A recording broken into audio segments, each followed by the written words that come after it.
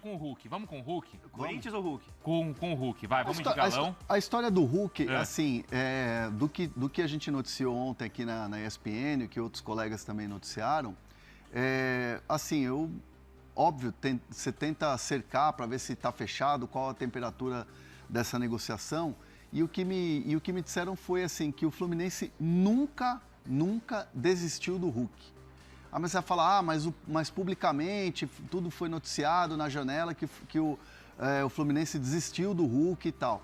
E aí ontem ontem saiu a notícia e hoje de manhã consegui falar com uma fonte que me disse o seguinte, o Hulk, ele tem uma história gigantesca com o Atlético e o Fluminense respeitou sempre essa história. O Fluminense nunca quis atropelar o Atlético em relação a essa negociação do Hulk. O Fluminense sempre respeitou muito o que seria uma saída e que o Fluminense sempre quis uma saída serena do Hulk com o Galo. E o próprio jogador também, pelo tamanho que ele tem e pela história que ele tem no Atlético. Ontem foi um movimento em que o Atlético quis também respeitar a história do jogador e quis deixar o jogador tranquilo nessa negociação.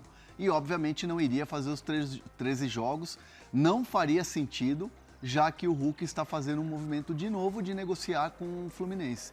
Então, o Atlético está bem tranquilo, o Brax, toda a diretoria do Atlético, estão deixando a coisa acontecer, porque sabem que não é legal você ter um jogador que não está ali com a cabeça ali, tá com a cabeça numa negociação. Então, por isso, o Atlético deixa o Hulk tranquilo para terminar, enfim, essa negociação.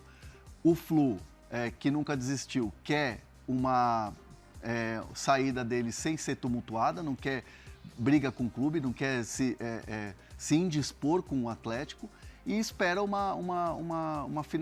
finalizar essa negociação de maneira serena e que fique bom para todos os lados. Então esse é o status hoje dessa negociação Hulk e Galo. E Galo e Fluminense. Galo e Flu, porque ontem ficou essa coisa, né? Poxa, foi pro jogo, não foi avisado, não ficou no estádio depois. Eu vi que teve torcedor do Galo que ficou até chateado com isso também, né? Ele já tinha dado uma entrevista, não foi, Bruno, muito forte, que a gente repercutiu aqui no meio da semana passada, e você até falava também que aí em Portugal muitos também sonhavam com uma despedida dele por aí, Bruno. Torcedores do Porto, né? A estrutura do Porto, a diretoria, aliás, o Porto caminha para ser campeão nacional agora na próxima rodada. Enfim, vai ser campeão português do Porto. Na cabeça de alguns torcedores era caminho aberto para o Hulk voltar e se despedir aqui no estádio do Dragão. Só que nunca foi muito a ideia não só da estrutura, mas do próprio Hulk, né? Semana passada a gente falou que mesmo com essa proximidade dos 12 jogos, ficar inviável para se transferir dentro do futebol brasileiro, ou pelo menos para jogar no Brasileirão, que a prioridade dele continuava, passava mais pela permanência no futebol brasileiro do que voltar para a Europa, voltar para o estrangeiro. E aqui são informações que eu vou largando agora, o Felipe vai complementando daí, você, o Hernan, enfim, o tema Hulk é bem amplo. Foi depois dessa entrevista mais forte do Hulk, a informação que eu tive é que foi daí em diante que o Fluminense voltou a acelerar as conversas.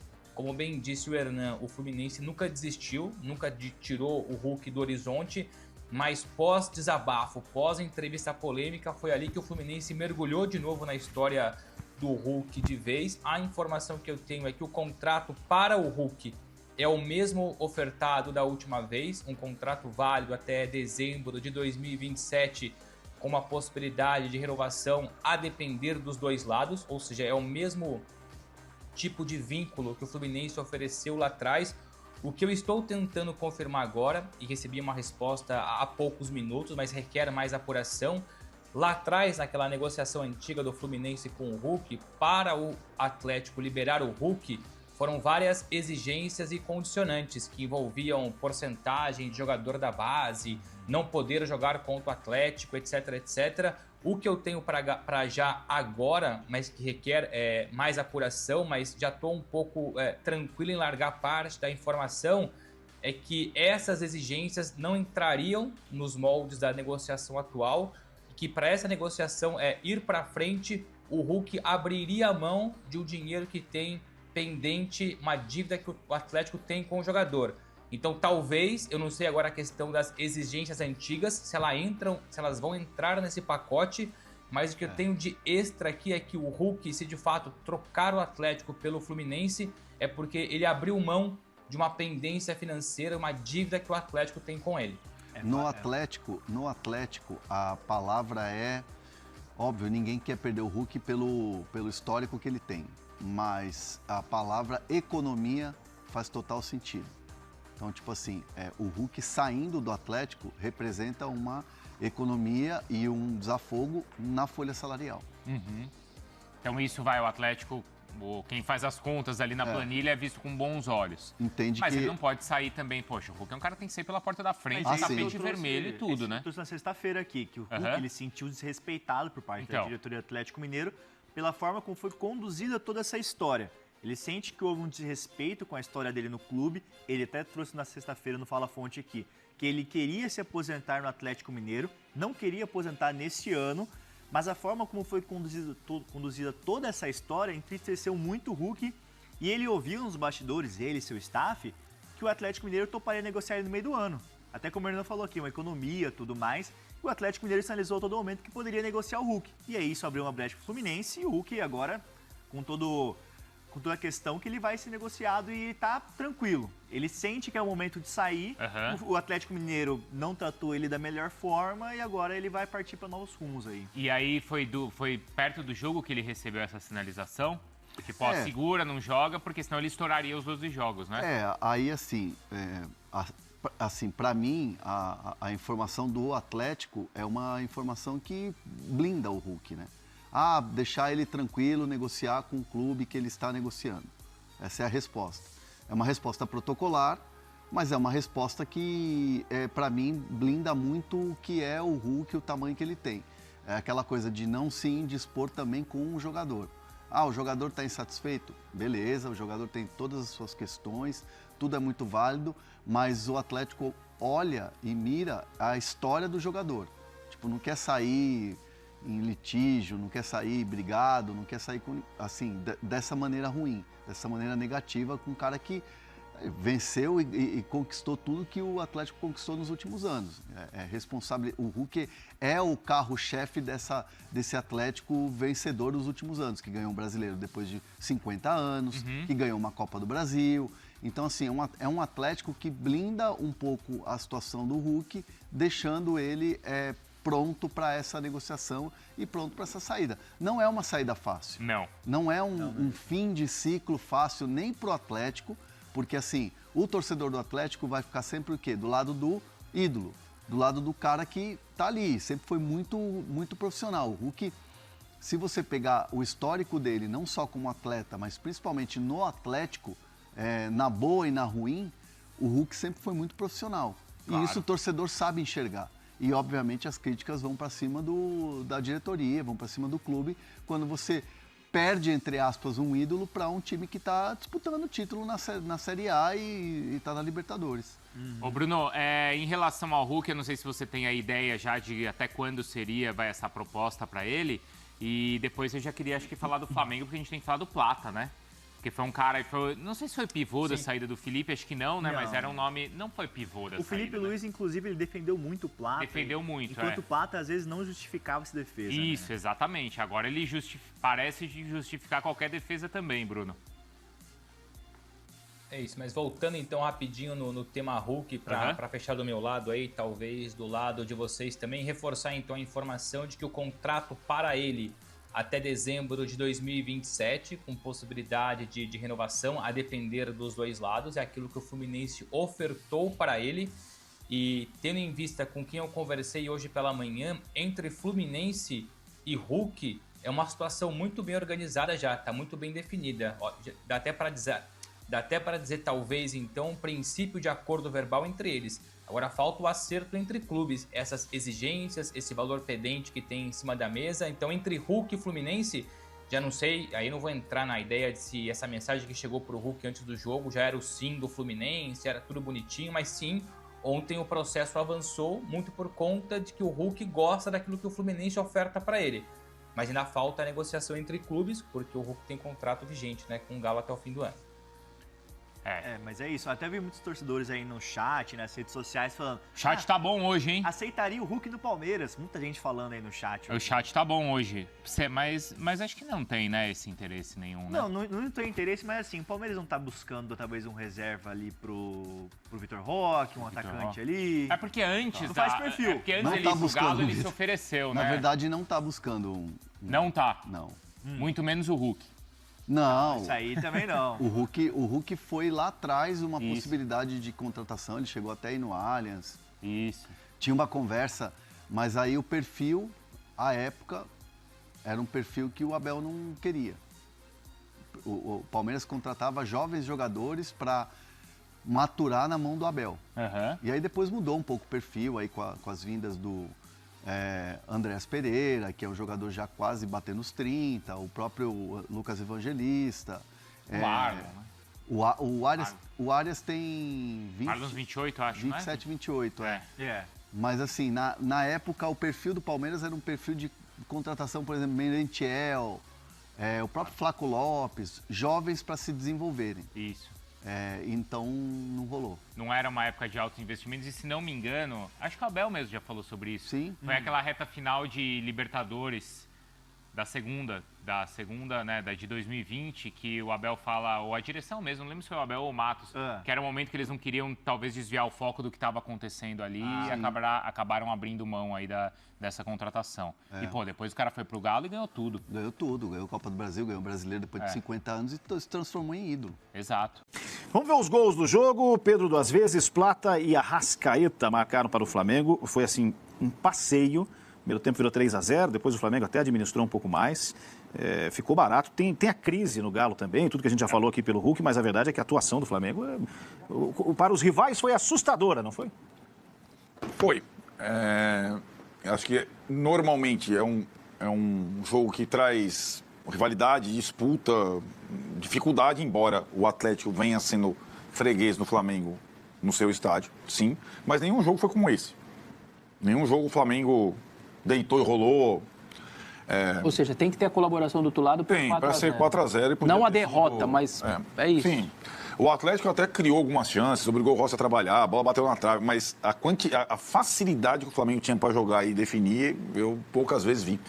O que acho que indica um pouco de falta de mobilização, a crise interna do Atlético e tal. A outra coisa, o outro lado, é ver como o Flamengo está jogando, né? E ontem teve a volta do Jorginho, o Paquetá estava fora, o Everton se firmando no meio de campo, não tem Pulgar ainda.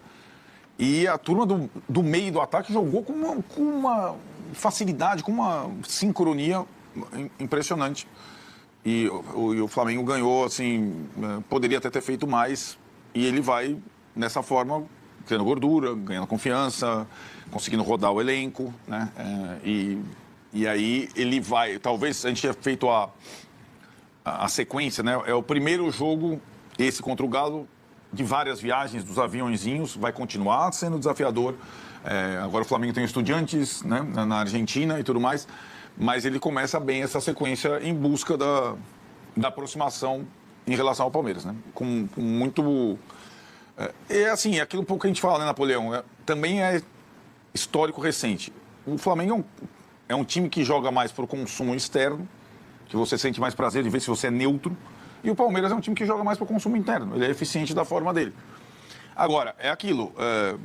Essa empolgação toda, ela tem que ser reforçada pela consistência. O Flamengo tem que ser assim até o confronto direto com o Palmeiras. Senão, quem vai abrir é o Palmeiras. Porque o Palmeiras vai provavelmente conquistar os seus pontos. Porque quem está com o serviço na mão é o Palmeiras, né? Exato. E com os adversários mais tranquilos, a gente depois pode até mostrar de novo. Para mim, isso não foi uma vitória do Flamengo e não foi uma derrota do Atlético. Isso, para mim, foi uma humilhação.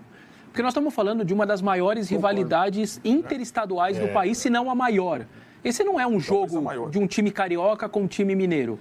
Ah, mas pode ser que seja só do lado do Galo e não do lado do Flamengo? Eu acho que mais sim. ou menos, né? Mas não deixa de ser. Acho que é mais do lado do Galo, mas não é que o flamenguista... Eu vejo muitos cortes, hoje em dia tem influenciador que grava lá na saída do Maracanã, qual time você menos gosta? O Atlético Mineiro é sempre citado. Sim. Então, assim, a ponto da torcida do Atlético ter músicas contra o Flamengo. Então, isso não é uma vitória normal, não é uma derrota normal. Isso foi um negócio bastante humilhante mesmo. Então, o 4-0 foi algo incrível. Com 30 minutos, a torcida já estava xingando o time de sem vergonha e tal. 30 minutos, faltavam 60 minutos de jogo ainda. E o clima já era todo esse diante desse cenário. E tem uma coisa que está me chamando a atenção no Flamengo, e é um dos paradoxos mais incríveis que pode ter.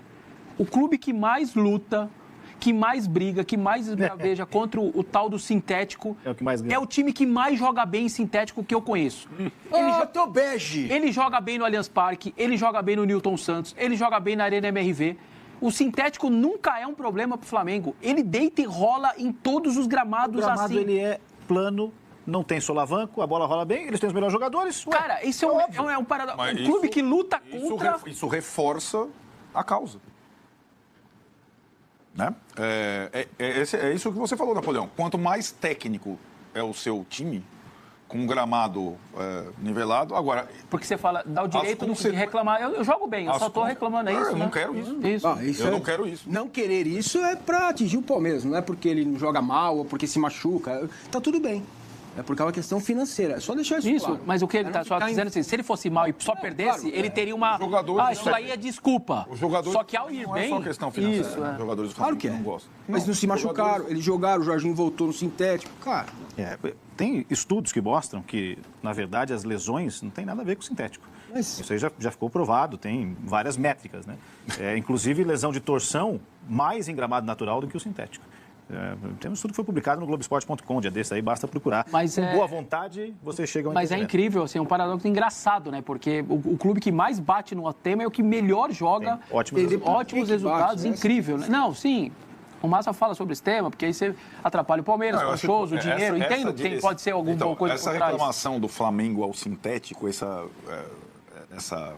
ela sempre existiu. Agora, com essa direção, ela tem um outro viés. Tem postar com plástico e falar não sei o que lá. Tem sim a questão... não foi o Flamengo que inventou. Então, mas a diretoria do Flamengo usa essa palavra. Claro. E acho que essa situação que eu estou dizendo aos jogadores, muito antes de inventar Ibape, Boto e tal, jogadores importantes do Flamengo se posicionaram contra o gramado sintético. Mas eu já vi gente se posicionar contra e a favor, mudando de clube, né? Se você está num clube, você é a favor ou é contra, porque é o que o patrão pede. Mas é que tá. Hoje, acho que o patrão direciona o discurso. Nem sempre foi assim. Na gestão anterior, não era exatamente um discurso patronal. Não, hoje é direcionado. Hoje é. Muito bem, vamos lá. E só um jogador que eu queria destacar, o Arnaldo falou de várias melhoras que estão claramente acontecendo. Para mim tem um que, olha, é o garoto, o Everton Araújo, assim. Eu vou te falar, hein? Não sei não se ele não vai tomar a posição do Pulgar. Porque, ao contrário do Pulgar, que faz o que faz, e muitas vezes tem que ter o colar do anjo lá do BBB para não ser expulso, que ele várias entradas inconsequentes, pode deixar o Flamengo na mão a qualquer momento. O garoto não faz isso. E está subindo de produção, está participando de gol, está fazendo gol. Cara, a melhora dele, para mim, é tão mais incrível do que dos grandes jogadores que estavam mal. Ele e o Samuel Lino, eles dão juventude e frescor ao time do Flamengo. Isso é importante. Ele faz armas sem cometer faltas e tal. Bom, tem uma notícia que saiu agora, o Piquerez está voltando aos treinos. Piquerez fez corridas no gramado hoje. Olha... Muito bem.